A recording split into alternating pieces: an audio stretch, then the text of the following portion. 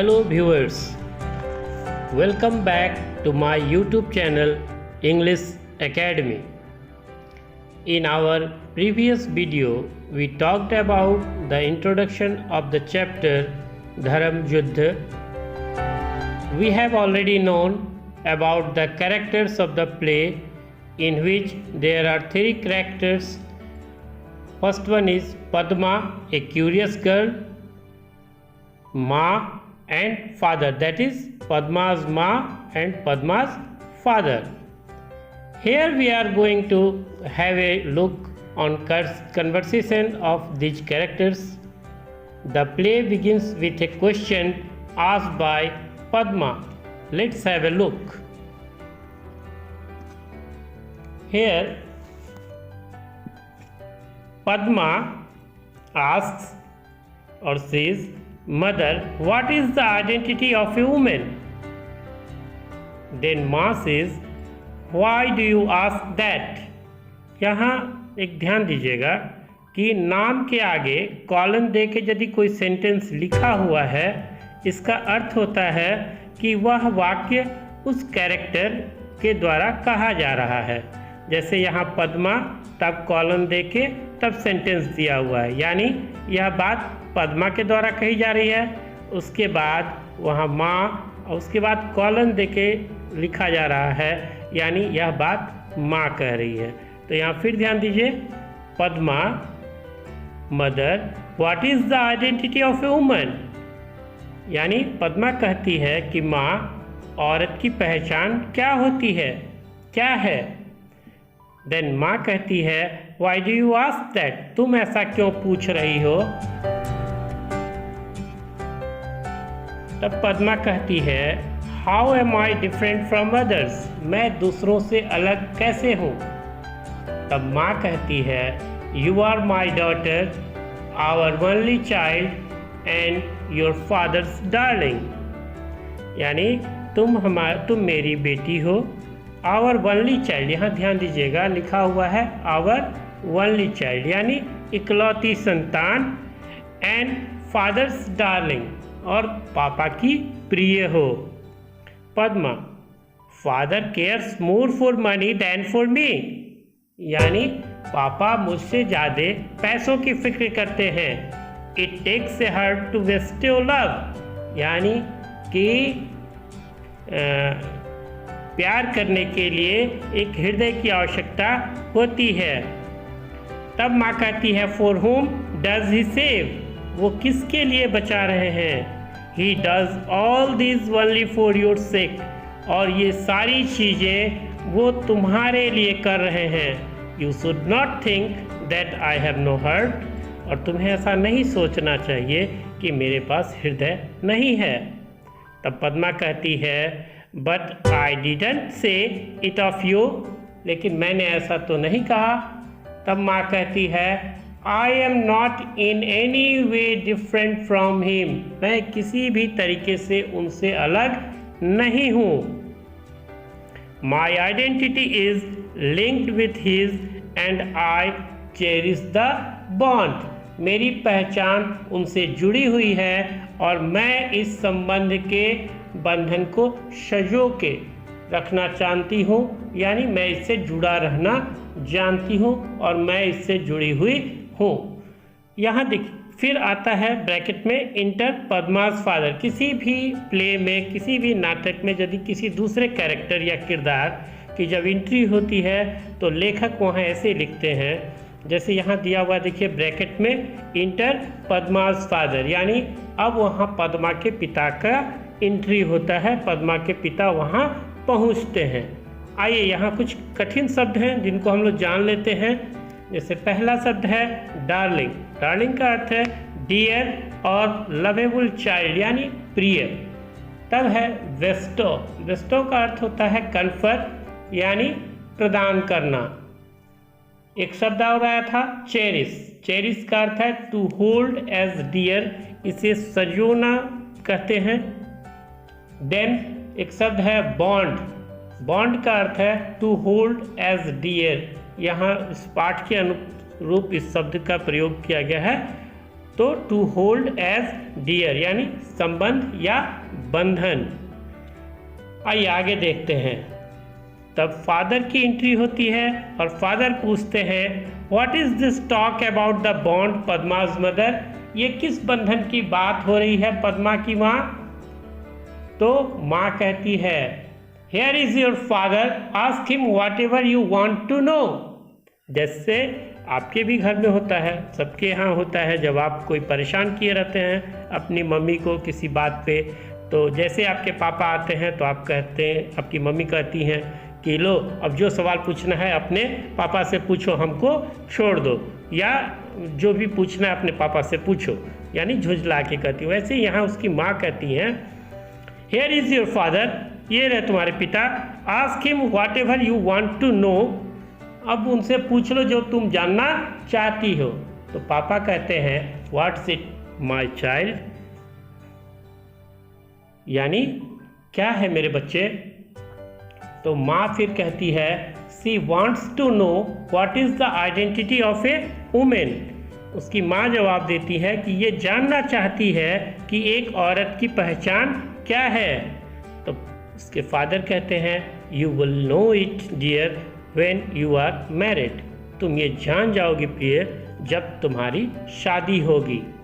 तब पद्मा कहते हैं कि does marriage lend identity to a woman, क्या कहती है पद्मा, फिर देखिए Padma does marriage lend identity to a woman, यानी क्या शादी ही औरत को पहचान देती है।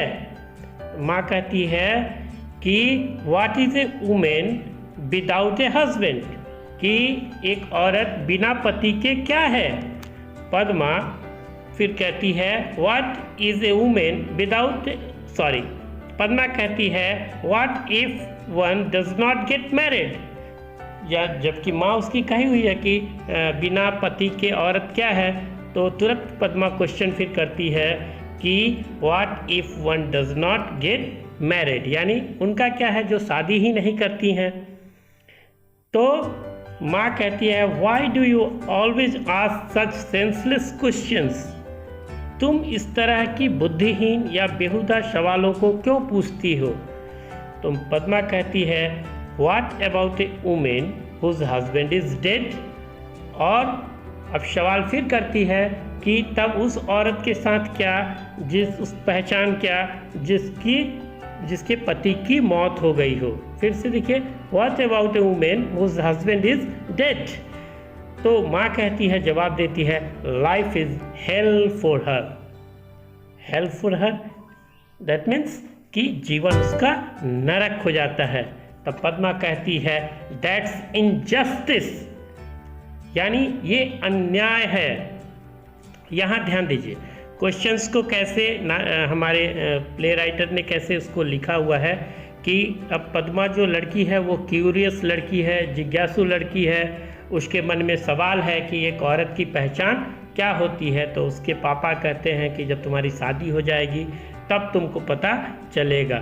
तो पद्मा के मन में सवाल आता है कि दो चीज़ें हो सकती है, एक या तो किसी की शादी ही ना हो, और दूसरी या तो शादी हो तो उसका पति मर जाए। इन दोनों सवालों को जब वो पूछती है तो उसकी माँ कहती है कि तुम इस तरह के बेहुदा तर्कों को, बेहुदा सवालों को क्यों पूछती हो।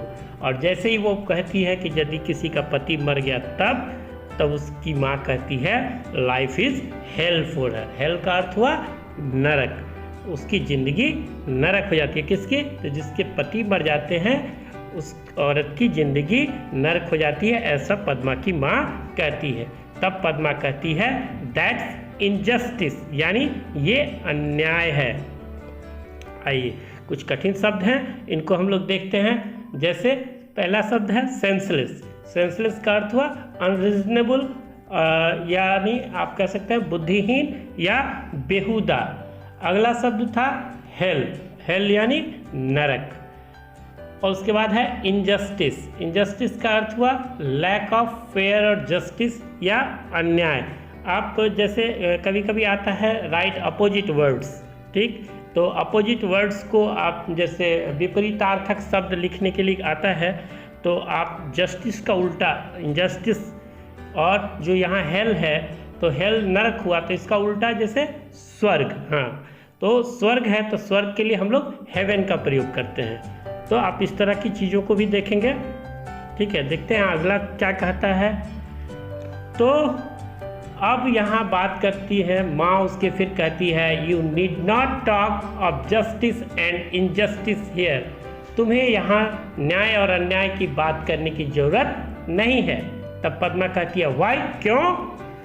तब कहती है उसकी माँ, over here women don't have the right to ask questions. उसकी माँ कहती है कि यहाँ औरतों को सवाल पूछने का अधिकार नहीं है। तब पद्मा कहती है what right do they have then? तब उनको अधिकार क्या प्राप्त है? तो उसके फादर कहते हैं rights are equal dear, rights are for equals dear. यह अधिकार जो है वो बराबरी के लोगों के लिए है। तब पद्मा कहती है why is the home considered a place for bargaining? फिर क्वेश्चन है why is a home considered a place for bargaining? तब एक घर सौदा करने का स्थान कैसे है? One should not live in such a place, किसी को ऐसे जगह पे नहीं रहना चाहिए। तब फादर कहते हैं you will get the same replies to this questions wherever you go. क्या कहते हैं उसके father? You will get the same replies to this questions wherever you go. तुमको इन सभी चीज़ों के जवाब मिल जाएंगे जहाँ तुम जाओगी। यानी उनके पापा का अभी भी कहना है कि जब तुम्हारी शादी होगी और वहाँ जाओगी तो तुमको इन सभी सवालों के जवाब मिल जाएंगे। पद्मा फिर कहती है but the identity of a woman is the identity of the human race.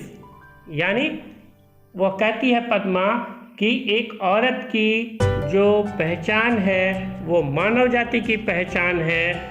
तब फिर कहती है ए सोसाइटी सेंस वुमेन, एक समाज बिना औरत के।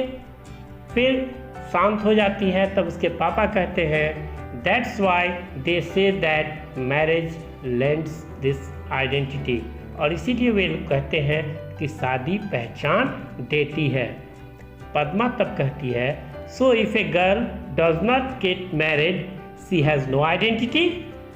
तब कहती है पद्मा तो इसका मतलब हुआ कि जो लड़की शादी नहीं करती है तो उसकी कोई पहचान नहीं होती। Why is it that an unmarried man is venerated and called a saint while an unmarried woman is called immoral and wanton। कहती है पद्मा कि इसका मतलब हुआ कि यदि किसी की शादी नहीं हुई तो उसकी कोई पहचान नहीं है। और ऐसा क्यों है कि कोई अविवाहित पुरुष वो आदरणीय हो जाता है, पूजनीय हो जाता है और संत कहलाता है, जबकि एक अविवाहित औरत जो है वो इमोरल एंड वांटन यानी अनैतिक और आवारा, मतलब सामाजिक परिदृश्य में आवारा शब्द जो है वो औरतों के लिए गलत तरीके का शब्द है। इस तरह का प्रयोग क्यों होता है? यहाँ एक चीज़ ध्यान देने की बात है कि ये सवाल जो है, ये प्ले जो है वो सवाल से शुरू होता है और सवाल पे ही समाप्त हो जाता है। अब सवाल ये है कि एक औरत की पहचान क्या उसकी शादी से ही है? जी नहीं। आप बहुत सारी महिलाओं को देखेंगे कि उन्होंने अपने अपने क्षेत्रों में बहुत शानदार काम किया है और किसी को फ़र्क नहीं पड़ता कि वो किसकी पत्नी है या किसकी बेटी है। उन लड़कियों ने अपना नाम अपने से कमाया है। उनके पतियों का नाम या उनके पिताओं का नाम वहाँ पिता का नाम वहाँ कोई ज़रूरत नहीं है। जैसे मैं कुछ नाम रखना चाहता हूँ, जैसे MC मैरी कॉम, किसी को फ़र्क नहीं पड़ता कि उसके पति का या उसके पिता का क्या नाम है। उसी तरह से आप कह सकते हैं PT उषा, उसी तरह से आप कह सकते हैं निर्मला सीतारमण जो अभी हमारी वित्त मंत्री हैं। इस तरह की बहुत सारी महिलाएं हैं जिन्होंने अपने कर्म से अपनी पहचान बनाई हुई है और महिलाओं को समाज में बराबरी का हक मिलना चाहिए और वो अपने काम से जानी जाती हैं। आइए देखते हैं कुछ यहाँ भी जो कठिन शब्द हैं उनके बारे में। जैसे पहला है राइट्स। राइट्स का अर्थ हुआ अधिकार। Then bargaining. बार्गेनिंग का अर्थ हुआ सौदा यानी मोल भाव, ठीक है। उसके बाद है सेंस। सेंस का अर्थ हुआ बिना। वेनेरेटेड का अर्थ हुआ आदरणीय या पूजनीय। सेंट का अर्थ हुआ संत। इमोरल का अर्थ हुआ चरित्रहीन या अनैतिक। वांटन का अर्थ हुआ आवारा। आप एक बार टेक्स्ट बुक को लेके फिर से पढ़ लेंगे, देख लेंगे, और यदि आपके कोई सवाल हैं तो आप मुझे कमेंट बॉक्स में लिख सकते हैं, मैं उसके जवाब आपको दे दूंगा। आप वहाँ जो भी आपको वर्ड मीनिंग्स दिए गए हैं आप उसको एक बार देख लेंगे, पढ़ लेंगे, पाठ को दोबारा पढ़ेंगे। उम्मीद है आपको मज़ा आया होगा। Thanks for watching. Please like, share and subscribe. Thanks again.